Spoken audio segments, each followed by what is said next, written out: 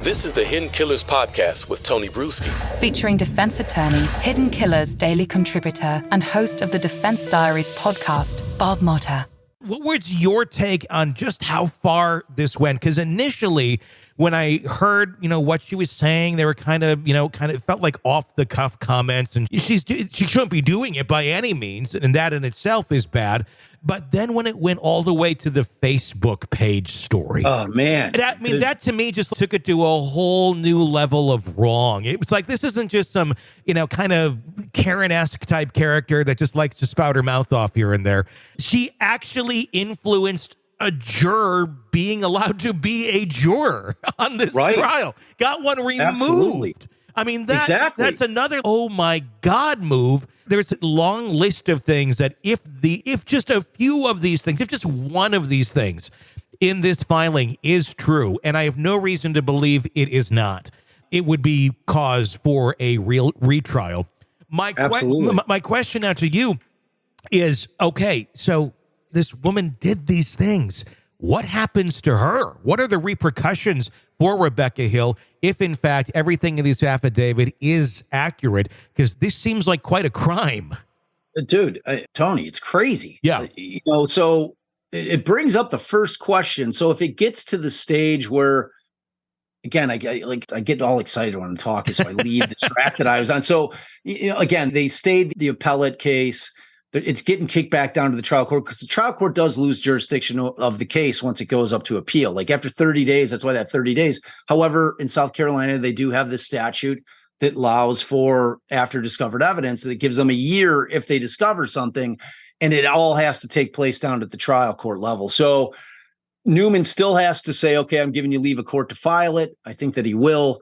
And he's still basically at that point, they're going to go in and they're going to argue, and they're going to argue this motion, and they're going to say, you have to give us an evidentiary hearing. So let's assume that takes place. Here's the real question. What does Becky Hill do? Yeah. Does she take the fifth? Because you're absolutely right. Jury tampering is an absolute crime. It's a prison type crime. It's not a slap on the wrist type crime. It's a felony. So at least it is in Illinois. So she's going to have to think long and hard with her attorney. What do I do? Because if she gets up on the stand and she takes the fifth, it's basically an admission that everything in the affidavits is true. And if she doesn't, then she's either going to have to lie, or she's going to have to try to explain it in the way that you just tried to explain it. Well, these are just some off the cuff statements I made. These are, they're trying to frame it in a way that, I had him cornered in a room and was pointing my finger. Don't let him fool you. He's a huge lie. It wasn't like that. It was just things that I said in passing. Yeah. Use your brains, just look at everything, just be aware, those kind of things. But then when you get down to that Facebook thing where she actually was making up posts and lied to the judge. Yes. Absolutely. I don't know what she's going to do, because that is the biggest question. Does she take the fifth? If she takes the fifth, it's done. He's getting a new trial because she's admitted it. If she's saying, I can't say anything on the stand because I'm going to incriminate myself, it tells you all you need to know about the truth in the affidavits. Now, if she decides to go for it and says, okay, I think I can handle these questions, this is all harmless, and I think I can explain it all away. Well, I mean, we're going to find out. But if it comes down, and she would be arrested just like anybody else, and she'd be presumed innocent. Mm-hmm. Now, it's super unusual because her case is being tried in the court already. You know what I mean? It's like, we're going to be seeing evidence. There's going to be sworn testimony that can be used in a criminal trial down the road. So everything is intertwined, man. This case is the craziest case I've ever seen. I've been actively watching trials forever, and this one just takes the cake because of everything. It's just so huge, and there's just so many tentacles. It's like, it's never ending. You think it's over, and then this thing explodes. Because people are like, oh, Putin, Griffin want to make money. That's why they're doing it. I'm like, nah, dude. I'm like, the appeal is going to go on for 10 years. This thing is like never done until it's done. You know what I mean? It's always going to pop up every couple of years. We'll hear a story about it, but like explosive stuff like this is just insane, man. And so so much of it on one case.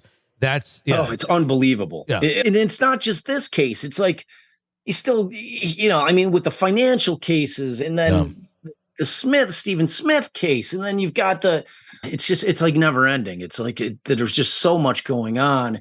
And it's on Twitter today, people were like, hey, you just you don't understand the Low Country, man. It's a different world down here, and like the corruptions. I'm like, man, I live in Chicago. We had 2 governors go to prison. We had Mayor Daley and then another Mayor Daley, both for a really long time. I know what corruption is. I mean, it's one of those things in, Chicago that is just well-founded, that we're probably one of the most corrupt cities on the planet. You're consuming the Hidden Killers podcast. Want more? Start binging on all of our true crime podcasts right now through Apple Podcasts, and get an ad-free experience when you sign up to be a True Crime Today Premium Plus member, exclusively on Apple Podcasts. More of the Hidden Killers podcast, dropping soon. Press subscribe now.